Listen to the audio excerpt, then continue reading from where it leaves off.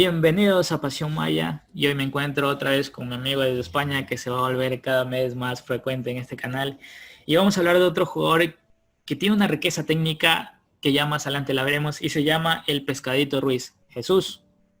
Muchas gracias como siempre por la invitación, Erika, a tu canal y la verdad un jugador con unas condiciones tremendas, Carlos el Pescado Ruiz. Sí, hablando en materia de este jugador, pasó por distintas ligas, la MLS, fue también a Europa, me parece que específicamente a Grecia, jugó Europa League, es un jugador que, que ayudó a que comiencen a ver un poquito más el fútbol guatemalteco y se conociera desde Europa. No sé si tú alguna vez escuchaste, porque me parece que jugó con el Atlético de Madrid, le marcó un gol, no sé si, me parece que solo fue anulado, pero ¿qué nos puedes comentar de ese jugador, Jesús? Bueno, la verdad es que yo no lo conocía hasta que me dijiste que lo viera, porque la verdad es que es un jugador que había hecho cosas muy interesantes y yo destacaría principalmente en algo tan básico, pero es que tiene olfato goleador. O sea, al final el fútbol pues es meter goles y yo creo que a Carlos el Pescado Ruiz se le caían de los bolsillos. Te podía meter de cabeza, te podía meter de volea, o sea, típico jugador que a lo mejor no ves una jugada que es tan peligrosa y de la nada te saca un gol. Eso para mí es lo principal de este futbolista, pero que tiene muchas más condiciones. La verdad es que sí, a ver, hablando ya de materia futbolística, era un jugador muy hábil, como ya lo mencionamos, un jugador de mucho toque, le gustaba bastante asociarse, o sea, cuando tenía la oportunidad, donde lucía su fútbol es cuando intentaba el asociarte en acciones cortas, triangulaciones, todo este tipo de movimientos, pero que si tú le lanzabas un pelotazo, una piedra, te la bajaba con una riqueza técnica, te la dormía en el pie y luego se esquivaba con su cuerpo porque era un jugador que tenía mucha movilidad, mucha agilidad. Me parece que tenía en espacio reducido, en los primeros metros tenía un arranque muy bien, era muy potente, pero ya a la larga, se lo ponía, no sé, pues unos 100 metros, que se entienda, que a correr mucho, pues sí que perdía esa sorpresa, pero un espacio reducido, necesitaba donde tenía que encarar y ganar ese espacio, pues se lo terminaba llevando a uno o dos defensas o volantes de contención rápidamente. Jesús.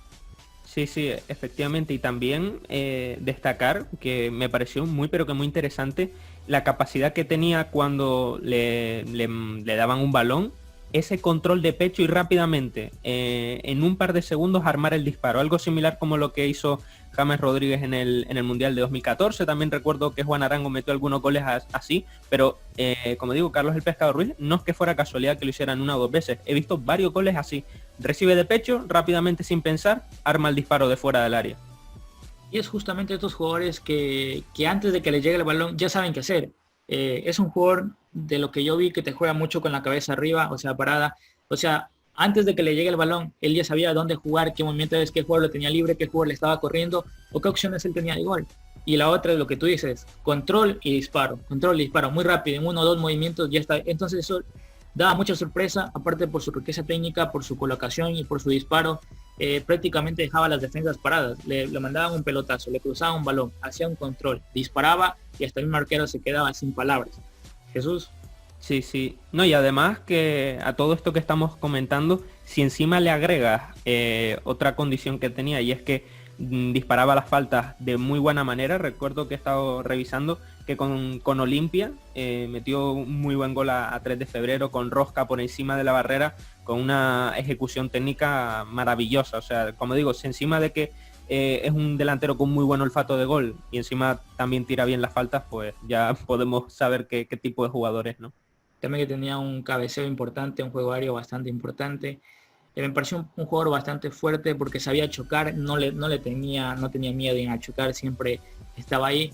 Y yo ya hablando un poquito más, justamente, ya habiendo mencionado sobre otros jugadores y te vuelvo a tocar el tema, ¿qué le faltó a este jugador? Porque sí que estuvo en Europa, sí que jugó torneos como la Europa League, y pero ¿qué crees que le faltó para terminar de consolidarse en ese fútbol europeo? Porque él estuvo en Grecia, estuvo en Estados Unidos, estuvo en Canadá, Paraguay, México y en un montón de equipos bastante importantes y haciendo una carrera bastante importante. Y creo que es de los jugadores más exitosos fuera de su país y dentro de su país, igualmente en selecciones, es el goleador histórico.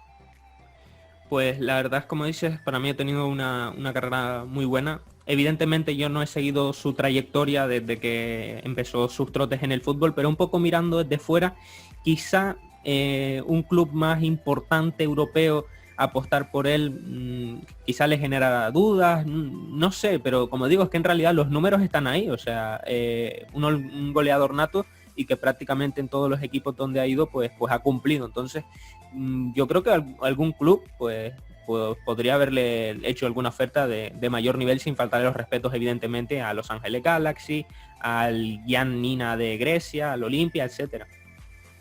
Bueno, y un poquito hablando de ese jugador, voy a hablar de algo que ha pasado no solo en algunas partes, sino que en su mayoría de jugadores de Latinoamérica, de Centroamérica, de México, de Latinoamérica, como Colombia, Brasil y bueno, en fin, Bolivia y todos estos, Perú.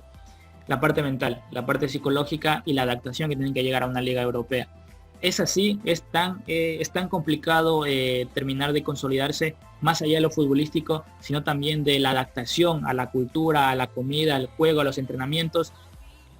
En Europa el tema físico es bastante importante, o sea, tú tienes que ser, a ver, no un jugador, que se entienda, no un jugador marcadito, con mucho músculo, pero sí con un físico importante, con una buena potencia, con una buena resistencia, con chocar, porque se juegan fácilmente 3 veces a la semana o incluso 4, tienen muchos partidos, muchas participaciones. En la parte mental, la afición, lo que te pide el periodismo, el mismo técnico. Jesús, ¿qué nos puedes amplificar sobre esto? Claro, al final cuando un jugador, muchos detalles no se conocen, pero todo este tipo de ingredientes pues influyen mucho. Como bien dices, pues a lo mejor ir a un país donde no es el mismo idioma, una cultura diferente, el juego en sí, de una liga a otra cambia mucho, más rápido, más lento, también que tus compañeros te entiendan, la comida, la familia, o sea, son muchísimos factores que muchas veces algunos jugadores no han llegado más lejos por ello. No sé si es el caso de Carlos El Pescado Ruiz, porque no lo conozco tal, y como digo, no he seguido su trayectoria desde el primer momento, pero quizá pueda ser una de los motivos, ¿no? Claro, y un poquito más hablando de esto, yo creo que el Pescado firma un precedente, tanto como otros jugadores como el Pin Plata y muchos más que hay en Guatemala, justamente para que se comience a ver un poquito más en serio y se le dé un poquito más de focos a lo que son los jugadores guatemaltecos. Yo creo que hemos visto en algunos jugadores distintas características, no siempre los mismos, que más habilidoso, que más potente, que esto y lo otro, pero que en general dentro de esas diferencias hay una cantidad, un montón de variantes y un montón de jugadores con mucha calidad, con mucha habilidad, que creo que no se le están dando los focos, y eso también hace que estos equipos, como tú decías, estos jugadores no terminen siendo fichados por algún equipo, alguna liga un poquito más importante, no se le dé un poquito más de espacio, presencia, no se los lleve un poquito más, porque de pronto no llegan con una inversión, o sea, no los compran por ejemplo un brasileño, lo compran en 7, 8 millones indistintamente, y luego va un jugador guatemalteco, el mejor de la liga guatemalteca o de Salvador o en fin, y lo terminan comprando por 1 millón, y de pronto eso mismo hace pesar de que no le den ese espacio, porque una cosa es perder 1 millón a perder 9 millones, ¿no? Claro, al final yo creo que los brasileños, argentinos, pues históricamente es cierto que hay algunos que han fracasado en las mejores ligas del mundo, pero se lo han ganado, ¿no? Se han ganado a pulso, y creo que es evidente pues que a lo mejor otros países, pues poco a poco, como digo, con lo que tú decías, Eric, lo que ha hecho el Pescado Ruiz, que vayan abriendo espacio, que vayan haciendo las cosas bien, y que las siguientes generaciones vayan demostrando y cada vez pues vayan confiando más en ellos y revalorizándose. Bueno, gracias por estar aquí con nosotros. Yo me despido. Igualmente que se suscriban, que compartan, que nos comenten qué les pareció, correcto o no correcto, en que comparten, en que no compartimos, qué nos faltó hablar sobre este jugador. Y pues Jesús, me despido. Gracias por estar con nosotros. Chao. Muchas gracias por la invitación, Erika, a tu canal, y cualquier cosa ya sabes que estoy por aquí. Un abrazo.